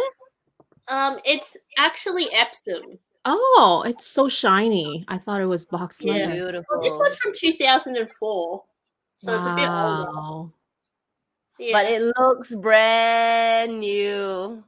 It's so I gorgeous. use this one probably the most out of. You use this one the most? Yeah, because it's black, so it's just easy and it's Wow. big, so I can just chuck my stuff in there, like Yeah. bunnies, like makeup. It's very easy, I find, this one. So Yeah. I like that one. I use this a lot more than like my Birkin, but I just think my Birkin is pretty, so Yeah. there's that. And lastly, it's hard because I mean, maybe I would keep my red Kelly as well because I really like that one. But I kind of think Birkins and Kellys, they're not like the most practical. Like sometimes you just want more of a low key bag. So maybe I would keep like my Lindy because that's a little bit more low key. So that's like this bag. And then maybe I would, like, for evenings, like if I had a wedding, I would have to get a contemporary bag or something because all these bags are not very like evening. Yeah. It's true. It's true. Hermes bags are not really, they're not like a dinner bag. Unless it's the mini Kelly or maybe the mini Constance as a dinner bag. But other than that, they're kind of more. They're like day-to-day bags for me. Yeah, like day-to-day bags. Yeah, which is why I think I like them because I don't really go, like, for the evening, like if I go to a party, I'll probably wear like furler or something. I don't know, like if I'm dancing or like out with my friends, like I don't want to get alcohol all over like my Hermes bag. Like that would be devastating, even like a Chanel bag. So I would probably wear like a more affordable contemporary brand for parties. And even like sometimes when I'm around my family, I wouldn't wear like a really fancy bag. But then for my own self, I prefer fancy bags. So I'm more casual. Yeah. So that would be like what I would keep because, I find I wear these bags more. That's nice. That's really great. Like you kind of like, it's sort of, you got to think about it, right? Because you only got 3 to pick. Yeah, because I wouldn't want to choose an evening bag because I don't really use them much anyway. So yeah, I would choose bags that I really use and like the colors. Beautiful. Thank you. All right, let's see. I think there's kind of a few questions. All right, here's another one. For the love of bags, Jessie, did you sell your bags privately or did you sell them to consignment? I sold some through consignment, and then some I got my friend to help me sell them because she has her own consignment page. So I kind of sold them through other people who either had consignment stores or their own business selling bags. But I didn't really sell.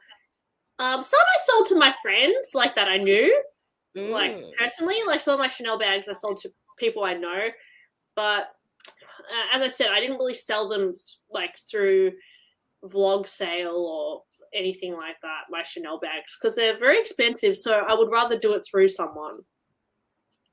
Yeah.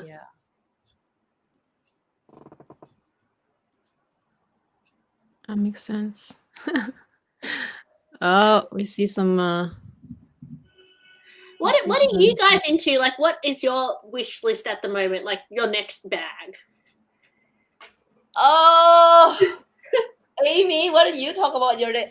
I'm a little bit in like I don't want to, I really don't want to use the word low buy, no buy, but I truly am not, and I'm not even in bag piece. Sort of just taking a break a little bit. Taking a break. You had a good run. I've been buying with Hermes, and we spoke about this last week on our channel. We said it's sort of like overwhelmed, and I'm not overwhelmed, but I'm sort of feeling like, okay, I just need to calm down a little bit now.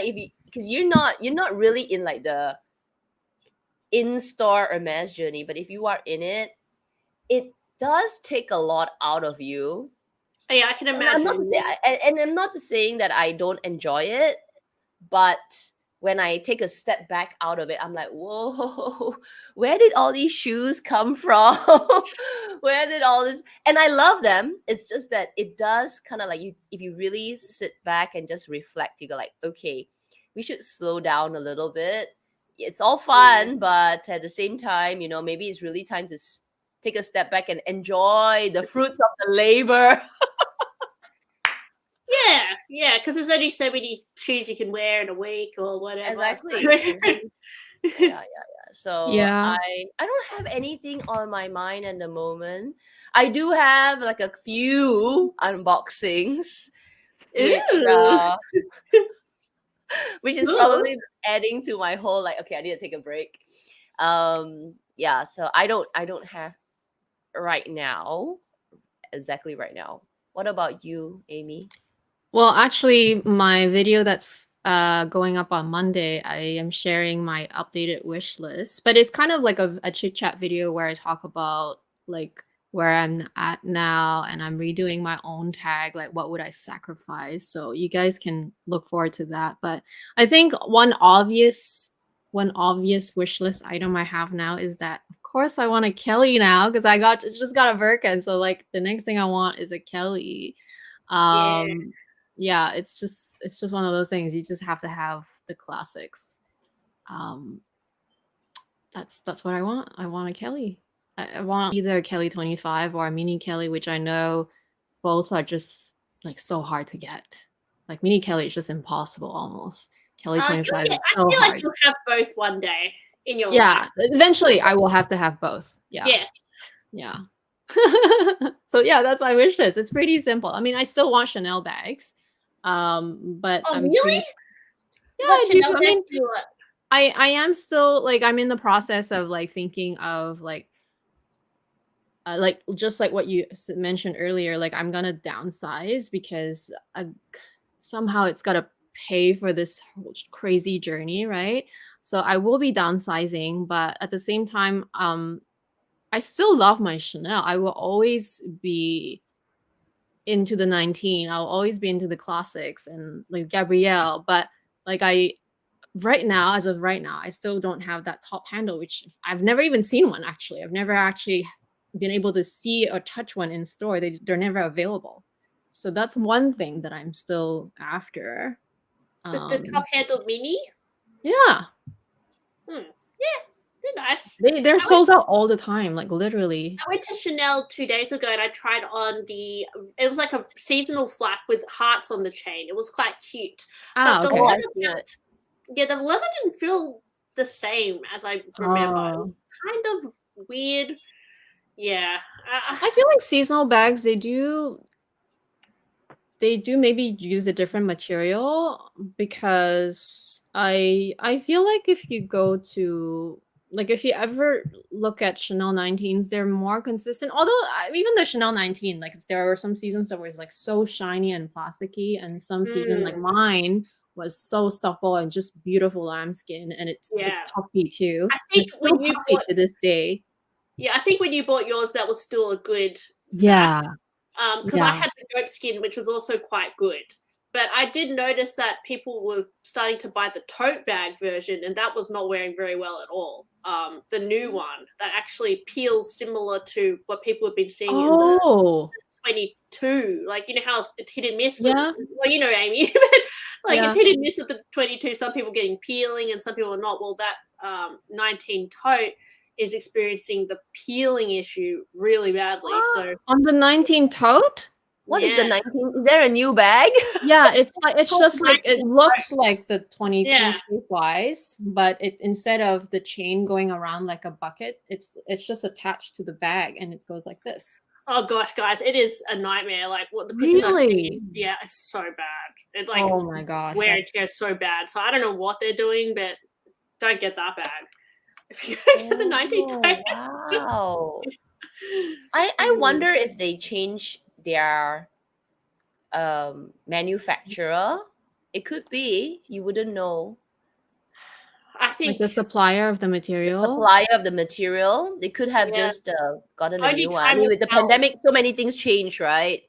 Yeah. Yeah, I think only time will tell if it keeps getting like these kinds of issues. Then I'm sure we'll hear more about it if it keeps happening. But well, we don't know. Yeah. God. That's just Yeah. crazy. I didn't know about that one.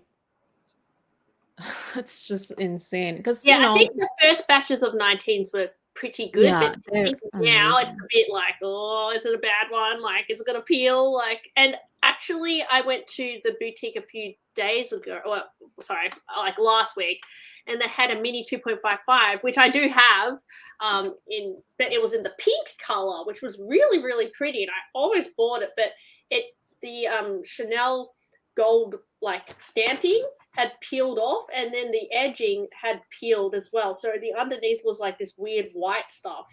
I don't know what they're doing, but it's very inconsistent. So I don't know what the leather is, or who knows. Like, it's just very baffling. And the fact that the prices are now so high, it's like, Yeah. oh gosh, like, do they think we're not going to notice this? It's quite scary. What is going on? You gotta give Amy FOMO because she's got great bags right now. I know. Oh my goodness, do I sell my bags or not? Oh my gosh. Oh, for the viewers today, for our Luxees, there's gonna be something on Amy's channel. If you're eyeing anything, Amy's gonna be So it just makes you feel gosh. comfortable. For me, I'm very cutthroat. I just don't care because I know I'm always going to want another bag. Like, I always ask myself, what do I want more, that bag or that bag? I'm like, I want that bag. So I just like buy the bag I prefer more. And sometimes I go through phases of like, oh, I miss that bag. Why did I sell it? But then I'm like, oh, wait, no, but I bought this bag. I like this bag now. So I realize like exactly. as time goes by, you realize you can't have it all. And if you did have it all, like, where would you put it? So, like, yeah, you can't like have that all the mentality. bags. We like that You mentality. can't own all of the bags, unfortunately. Yeah. No, even you if you said it did- 100% right. It's like, Yeah. you know, at the end of the day, yes, I'm more attached. I'm not as like, you know, ruthless as you, but at the same time, you have to be realistic with your collection, right? Not only does it take up space, but also if you're really not using them as much anymore and you have a different goal now, then just do the right thing. Just make it. Yeah. And I feel like everything we have in life is just temporary. Like, they're just things. Yeah. Like, we don't really own anything. Like, the other day, this is really scary, but one of my friends' got her whole entire collection stolen. She had about 20 bags, no insurance, like, really scary. But it can happen. Like, I'm not saying it's going to happen to us, but you can just lose everything like that. And so I just think that you should enjoy the time you have with your things. And that time won't be forever. Like, they'll come out of your hands at some point. Yeah. Yeah, you can't take Wow. it to your grave, really. Even though we said that earlier. I'm going to be buried with my $35,000 bag. Okay. Yeah, I'll be like, guys, chuck the Birkins on You're me. not really enjoying it. I mean, it'll It's okay. just be a waste. Someone else could actually be using it. Okay, so this is totally off, but if any of you know that now in Asia, this current month we are celebrating the ghost month. You know the Ooh. okay, so I think Chat Yut. So this is the period, right? This is a superstition where this time of the month for the next few weeks, I think I am not exactly sure, but the gates of hell have opened up and all your ancestors are coming back. And then during this time, people start to burn things, right? So they'll burn cars, they'll burn, paper cars, like paper cars, they'll burn paper money, they'll burn bungalows, because they believe that you are sending these things to your ancestors so that they can have a happy life in I don't know, wherever they are, okay, your afterlife. So when I die, can you please burn me some Birkin? Yeah. Some paper Birkins and paper Minnie Kelly. So yeah, I'm gonna be grabbing my bag, like, okay, Oh, gosh. taking it with me. Wow. So our Bitcoin guy is back. It's like, we've been I getting know. some I'm trying to spam lately on our live. get it. Oh, I know. Whenever you talk about investment, the Bitcoin people come out. I realized. Talking about bag Like, investment. no. All right, here's a question for you, Miss Annie Malie. What was the most amount of money lost when selling one of your bags, and what was the most money made from selling a bag? Oh, like, to be honest, I'm gonna be honest. I've sold so many bags; it's a bit of a blur. But I honestly usually break even or make money from my bags because I Wow, that's choose really very good. like popular styles and styles that go up in value. So I have lost money a few times. So one time was probably my game on Vanity PM. So that was a Louis Vuitton bag. It was white with like hearts on it. And I think because it was a very daring style, it was very hard for me to sell. So I ended up losing probably like $1,500-ish, I think, from selling that. So that was a bit annoying. It's more like I sold things too soon. Like the opportunity to make more money could have happened with a lot of my bags. Like I sold them too early. But yeah, I mean, you live and you learn. What's the most money I've made? Oh, I don't know, guys. Like it's a bit of a, I don't know if I want to say 10%, 10%, 20%. More. Like sometimes I make triple my money on the bag, depending. Wow. Yeah, especially with Chanel bags. You can. If I can find it for a good deal. Like sometimes I found things for like 1,000 and you can sell for 3. It's happened to me sometimes. Yeah. Wow. Really savvy, huh? Yeah. Really But good. I always blow it and buy another bag, so it doesn't make a difference. It just gets recycled right away. Yeah, I just recycle it back into the collection. But hey, that's a great way of maintaining your most current collection that you love, right? Yeah. That's the way to Yeah. go. Yeah. That's great. What about you, Amy? I don't really make money from my bags. I think I maybe overall break even, but I've never made. Yeah. Like some I've made and then some I've lost. To be honest, I think I've reached a point where all the bags I have now, I couldn't sell for much more than what I paid for them. Like because Hermes bags, to be honest, are pretty hard to sell because they are so expensive. So like it's hard to find someone who is willing to pay like $16,000 for a bag. Whereas when it's Louis Vuitton and Chanel, they're price points that people would be okay to spend $5,000 or something. So it's Yeah. actually easier to flip a bag if that's what you want to do. But when it gets to Hermes, it can be very hard to find the sort of person who would spend that much. So I think my collections reach a point where even if I did want to sell them, it'd be harder for me to even break even. Yeah. Right. Mm. I think for me it's I don't know. I do sell periodically, like when I do like a huge vlog sale, just because I want to get it over with like one shot. But it's so hard. Like with LVs, I've lost money, Mhm. hundreds of dollars on a like practically brand new bag. But sometimes you do make. I think for me, most of the time I break even just because there's all these costs associated with it. I don't know if Jessie has maybe more like in-person transactions, but for me, I always have to ship it, and shipping is so expensive, right? So in the shipping alone is like you can't really make money, to be honest. So breaking even, I would, if I can, like with Chanel bags, especially because they're so hard to come by, if I can break even and make 10%, I'd be really happy already. So Yeah, I think where so. I'm at. I think I guess because Yeah. Amy, I mean, this Jessie is like, because you find really good deals. We're more of a retail purchaser, right? Yeah. So I it's am. Yeah, harder I to, buy everything retail, and yeah. everything in Canada is more expensive. So it's kind of hard to like make a ton of money. Like I've never made 3 times the money, that's for sure. Well, I think, Yeah, that's a lot. well, I think now in this day and age, it's harder to find good deals as well. So True. I mean, I think compared to maybe 2 years ago, I was better at doing that sort of stuff because now, it's harder. And I think the market is going down for pre-loved. It's harder to sell things. Yeah. Super Jacob is here. What is his Oh, name? Amazing. He's from Australia, isn't he? Hi, ladies. Love you all. Just see Immaculata Brain is in the moment.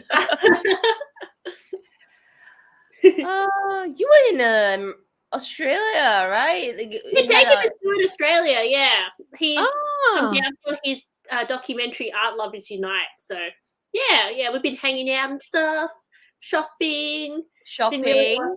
awesome. oh, that's so Yeah, much fun. yeah. That's fun. Make sure you guys vlog. Well, if you can. Did you vlog? Yeah, You yeah. have to make I sure if watched you can. something. Okay, I have a COVID brain. Like everything is a fog. Like even some things, I'm like, wait, did that happen last week? It's worse now. Yeah, I had brain fog as well after COVID. It's not, just take it easy. It takes a while for you to get your energy back. It really takes it out of you. Okay, we go. Oh, like 10 more minutes, right? So let's see. Chris Tan.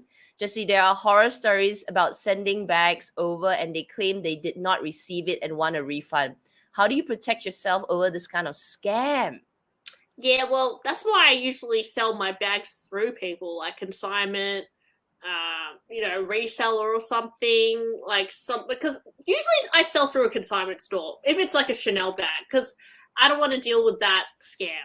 I mean, I've sold Louis Vuitton things overseas that are under 1,000.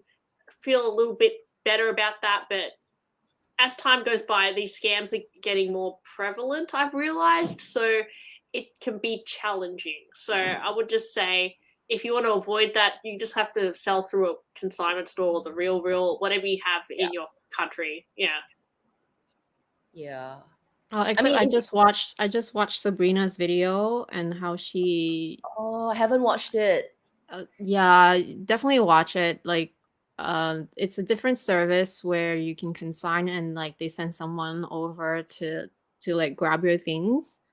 But I don't know why, like you just have to watch it. But like you would think that, if someone say takes 20 of your items, right? That they would give you some sort of written receipt that they took these items, even if they're still assessing what they're gonna sell and what they're gonna return. So right now she's in limbo. Like they took her items, but she can't get she Confirmation. can't like get anybody to like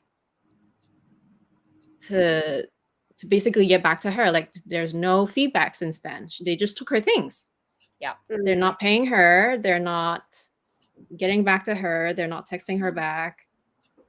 I mean, there's one text back, but that's it. Like, it's just like insane. Like, imagine the nightmare. So Yeah, it's just, selling is so hard. Okay, it doesn't matter Yeah, what selling is even if a from nightmare. consignment. I just don't understand. Like, how can this happen? Like, such a big Did you company. watch her videos, I Jessie? just watched it today. No, I haven't watched it, but I'll watch it. Sounds juicy. Yeah, Scary though. it's just insane. Like, because I know Fashion File also offers that service where they can send someone. It only offers it. They only offer this in Florida apparently, but they can send someone to your place to grab whatever you want to consign, and then you're supposed to get paid. But I would think that there is more of a process, like a paper trail of some sort, but there was none with Real. Yeah. With Sabrina, what happened to her. Yeah, so. you've got to be careful with anything, like consignment store, like everything. They're just small businesses usually, so you're giving your bag to someone, and you don't know what's going to happen to it. So it's hopefully, like, the only thing, I mean, most likely they'll be able to sell it and you just get the money, but there's a risk with everything, buying, selling. There's always that bit of anxiety that comes with it. So I think the issue I have with her story is that they're not even acknowledging that they have her things. At one point, they were telling her that they lost it. They don't know where it is because they don't know where that person who took it is. crazy. Something like that. Like, it's just insane. That's crazy. Yeah, Yeah, that's so bad. Like, yeah, it's just such a nightmare. Like, I can't even imagine that happening. Like you said, like anything can happen, yes, but this was like a controlled situation where you're you're thinking that, oh, I'm gonna call this I trust this company because they're so big, and then this is a service that they have. You would think that it's more organized, right? Yeah, it's not like I don't really trust anyone. You trust yourself. You can't trust anyone. You can't trust Chanel. Yeah. You can't trust the real. You can't trust anyone. Like, they're just something wrong can happen at any point. So Right. you got to be aware. True. I use a consignment to sell my things, and they do have pickups, right? But now that I think of it, whatever happened to whatever you just shared, I haven't watched Sabrina's video, but whatever you just shared about, they just came over and they picked up the things. Honestly, I just hand my stuff to them, like, and there is no like confirmation, like, No, but did they at least like email you back the same day? No. No. So no, maybe depends. So a couple of days later, I would receive a message. It's like, oh, this is the pickup. But at that day when I send it off to the person who is randomly picking up my bags, I actually have no idea. But you pre-agreed on what they're coming to pick up, right? Oh yeah, pre-agreed. Oh, but she didn't. Oh, she the person didn't. just Okay, showed so up, I and then agree with come and pick up this three Yeah. things, right? And then the consignment will organize a delivery guy, right, to come and pick it up. But that transaction where the delivery guy says, okay, I confirm I'm picking this up, there's no confirmation between me and my delivery guy. So see. a few days later, if my consignment is hardworking or so happen picks up the bag that day, I'll get a message back. But if I think of it, I could have, like, the delivery guy could have lost my things in transit. Yeah. But I guess maybe in Singapore, there's a little bit more trust. It's like such small island. Where They're can more they honest run there. to? I think Singaporeans are more honest. I mean, it's too small of an item Yeah. to steal and get into deep trouble in Singapore, because they'll right. jail you and all Yeah. that. So if they want to do some hanky-panky, it better be millions of dollars. I think that's that mentality. I think you got to go, like, it sounds silly, but you got to go with your gut feeling as well, because often Yes, it's right. Like, you got to feel the vibes. If it feels dodgy, don't do it. Yeah. Yes. Because Totally sometimes you agree. just go no, but your gut is telling you something, so you got to listen to it. Yeah. True. Our gut has been, years and years of instinct, right? So you kind of Go with your instincts. go with your instinct. It's always right. Yeah, very true. Sometimes, like when you're dealing with, say, even if I sold my things privately, right? But if you're dealing with someone where the vibe is just not right, I'd rather not sell it. Just keep Same. it. Yeah. Yeah. Your instinct just like kicks in. You're like, ooh, Yeah. something's not right. Yeah. Yeah. Let's see. Okay, I think we've got one. Oh, here. One more question. Raquel's mini luxury. Your most expensive bag at the moment, Jessie? Probably my Birkin, I'm guessing. Yeah, that'll Your- probably be my most expensive. How much Yeah, is that? I think we paid about 16,000. Ooh. Oh, that's all right. Yeah, that's really I mean, it's fair a lot of price. money, but I think I got a good deal. I know it sounds crazy, but yeah. yeah, you did. You did get a really good deal for Hmm. it. 16. Very nosy, guys. Like my money questions. How much profit I'm making? I think people are always curious. I think it's okay to be curious. Just Yeah. don't use that against us. Like sometimes, we do get these crazy people that normally probably don't even watch our videos normally, but they just pop up here and there and then make We're fine. crazy Yeah, comments. Ooh, that's quite pretty good, huh? Like, yeah, I think most. I mean, because it's luxury, right? Because you're always curious, like, if I'm gonna buy this bag, if I ever sell it again, how much profit can I make? And we kind of use it like little investments, though they should not be investments, but kind of hope that they are. And I think you're proof that they could be, because you are making good money from them. Yeah, well, I'm just here to help people out. Like, yeah, obviously we're all into collecting bags, so it's good to know what you got. Yeah, it's true. Mm. It's true. Okay, let's see. Oh yeah, Deborah. Let's put a comment. Oh my god, I would never give a luxury item to anyone without some kind of receipt or signature. I think that was the issue, is that there was never any like pre-agreement of what was going to be picked up. At least that's how I understood the story, Oh, I need to because watch her literally I video. think the Sabrina person showed circled up, it. they just grabbed a bunch of things and they just left. Like they grabbed a bunch of things, they threw it in a bag, like including like a pretty much brand new classic. I'm not sure. Like, well, I mean, Sabrina already posted her video as public, so I feel like it's okay for me to like just share what I saw. But like, it's just terrible. Like a brand new green classic flap. They literally just threw it in the same pile in the bag and then just like left it like no protection. I just felt, oh my gosh, like what? That's just. I wouldn't be surprised if a lot of places do it like that. That's why you got to be careful.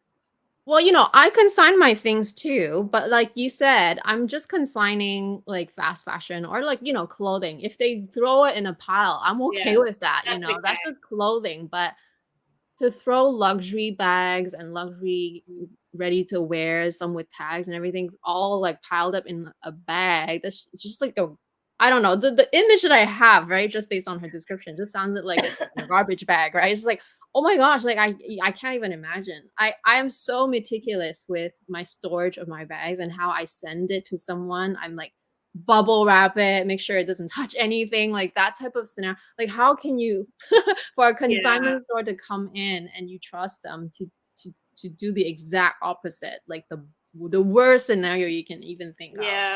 It's just unbelievable. Yeah, it's sad. Sabrina's YouTube, it's just by her name. Let me see, what's her Sabrina YouTube?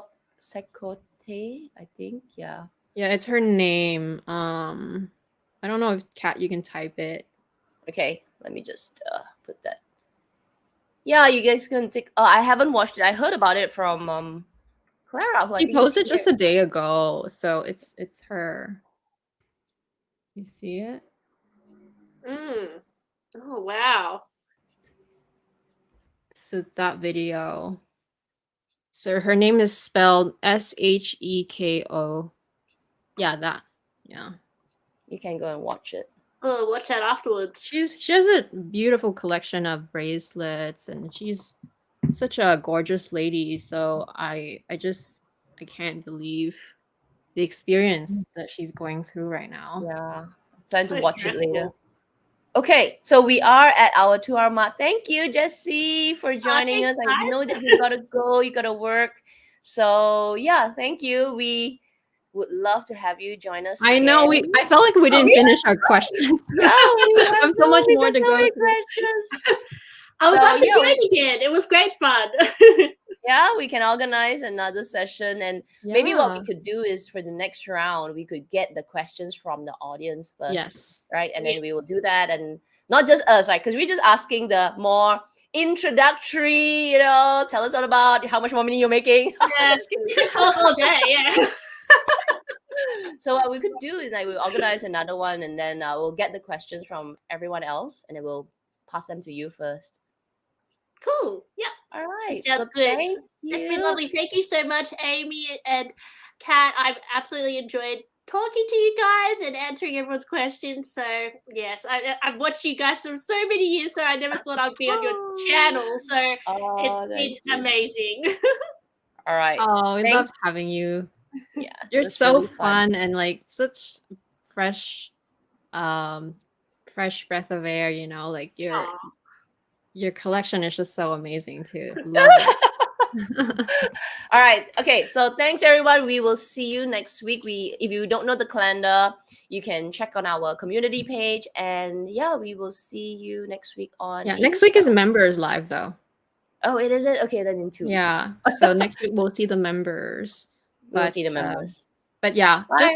just for everyone else, like we will be posting on our IG story to collect questions for Karis. Oh So, yes. Yeah, so make Karis sure you is follow joining us next. Is it next week or is it next No, week? Karis is joining us on the 26th. However, we'll collect questions ahead of time because that way, because I'm sure there's gonna be tons of duplicate. We'll probably have to go through them. All right then. Bye everyone. We will see you then. Bye.